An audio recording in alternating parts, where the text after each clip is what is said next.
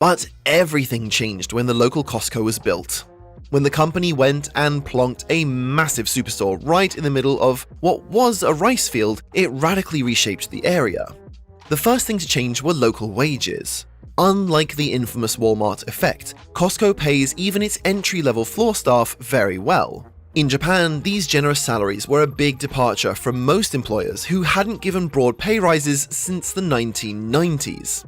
In Gunma, people could work for the equivalent of $6.50 US an hour in local stores, farms, or warehouses. Or they could get a job at Costco, which was offering a starting salary of $10 an hour.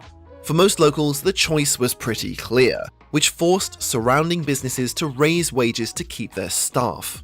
Within the first 3 months following the opening of Costco, local businesses reported paying their staff 40% more than they had before. Now, you might have expected that this would strain these small businesses that were already struggling to keep the lights on, but again, the opposite was true. Most of them saw a significant increase in foot traffic and revenues after this center opened. Unlike a Walmart or other similar retailers, Costco stores become a destination, attracting shoppers from a much wider area rather than just serving the community that was already there.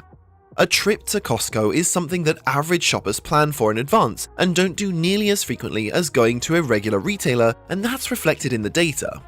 The market research firm Numerator found that Costco shoppers went to the store half as often as Walmart shoppers, but when they were there, they spent more than twice as much on average. This data also self-selects for the fact that Costco shoppers need to pay a membership, and a lot of them will also shop at a Walmart or similar local alternative for their day-to-day needs.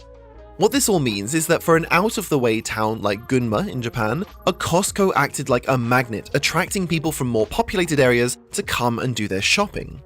Once they'd driven more than an hour from their home to get there, some of these customers were more motivated to make a day out of it by grabbing lunch at a local restaurant, assuming they didn't feel like a 200 yen glizzy in the Costco cafeteria. Now, this particular example was in Japan, but across the world the same effects are routinely witnessed.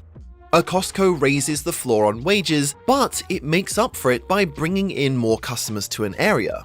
Now, especially in lower income areas, a new Costco also lets local businesses do something else that's just as important as it is unintuitive: